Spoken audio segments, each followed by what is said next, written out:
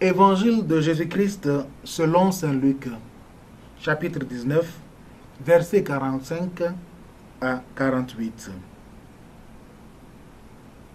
En ce temps-là, entré dans le temple, Jésus se mit à expulser les vendeurs.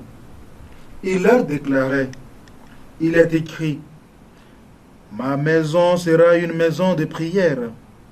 Or, vous en avez fait une caverne de bandits. » Et il était chaque jour dans le temple pour enseigner. Les grands prêtres et les scribes, ainsi que les notables, cherchaient à le faire mourir. Mais ils ne trouvaient pas ce qu'ils pourraient faire. En effet, le peuple tout entier, suspendu à ses lèvres, l'écoutait. Acclamons la parole de Dieu.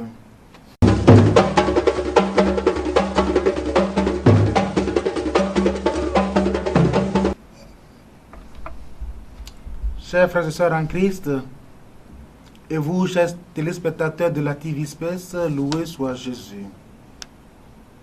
Nous faisons aujourd'hui mémoire de André Dunglac et ses compagnons.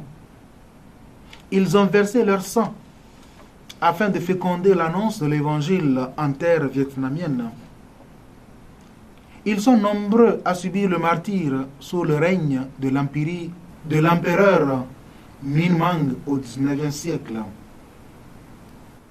L'évangile de ce jour nous parle de Jésus qui expulse les vendeurs du temple. Il est juste et vrai qu'il s'agissait du temple, mais aujourd'hui, il est plus question de l'homme qui est le véritable temple de Dieu. N'est-ce pas ce que nous enseigne saint Paul? Et dans l'évangile, Jésus nous dit, « Ma maison sera une maison de prière. » Cependant, les hommes ont fait de cette maison de prière une caverne de bandits, un lieu de commerce, un lieu d'échange. La maison de prière est en réalité un lieu de rencontre avec Dieu. Si nous revenons à l'enseignement de saint Paul, cette maison de prière est bel et bien l'homme. Alors, chers frères et sœurs, quels soins accordons-nous à cette maison de prière? Maison de prière entendue comme bâtiment, entendue également comme l'homme. Ce geste de Jésus est prophétique. Jésus qui expulse les vendeurs du temple. Ceci nous donne de comprendre le soin que nous devons avoir vis-à-vis du temple, cette maison de prière. Par ailleurs, Jésus se présente comme la seule victime à offrir à Dieu. N'est-ce pas ce que saint Jean nous dit en ces termes? Voici l'agneau de Dieu qui enlève le péché du monde. Nous fait également comprendre comment nous devons rendre un culte à Dieu. Et il dit en ces termes, Dieu devra être adoré en vérité et en esprit. Jean 4, verset 24.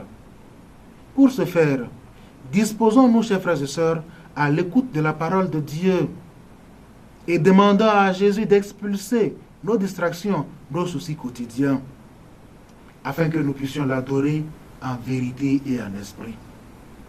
Que les saints que nous célébrons en ce jour intercèdent pour nous, maintenant et pour les siècles des siècles. Amen. Prions. Accorde-nous, Seigneur, de récolter dans la joie le fruit de nos prières. Permets qu'en célébrant le martyre de saint André Dunglac et ses compagnons, nous imitions leur fermeté dans la foi.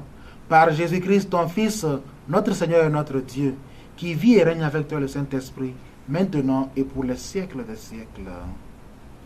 Amen.